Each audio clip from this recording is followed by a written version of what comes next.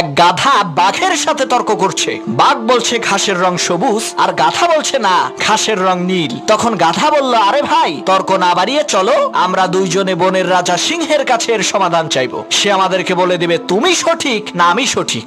বাঘ বলল, চলো যাই। তারা দুইজনে বনের রাজা সিংহের সামনে এসে দাঁড়ালো। বাঘ কিছু বলার আগেই গাধা চেঁচিয়ে চেঁচিয়ে বলে উঠলো, মহারাজ, আপনি একটু বলেন তো ঘাসের রং সবুজ না নীল? আমি বলছি ঘাসের রং নীল, আর বাঘ বলে ঘাসের রং সবুজ। আপনি একটু ফয়সালা করে দেন তো। সিংহ বলে, এই ফয়সালা পরে করব, আগে বাঘের ফয়সালা করি। সিংহ বাঘকে উদ্দেশ্য করে বলল, বেটা বেকুব, তুই এই বন থেকে বের হয়ে যা, আগামী 1 মাসের মধ্যে এই বনে প্রবেশ করবি না। বাঘ বলল, মহারাজ, আমার কোন অপরাধের কারণে আপনি আমাকে এত বড় শাস্তি দিচ্ছেন? তখন সিংহ বলল, বেটা, তুই হইলি শক্তিশালী আর বুদ্ধিমান প্রাণী, তোর গর্জন শুনলেই তো গাধার লুজ মোশন শুরু হয়ে যাবে। তুই কেন এই অশিক্ষিত মূর্খ গাধার সাথে তর্ক করে সময় নষ্ট করতে গেলি?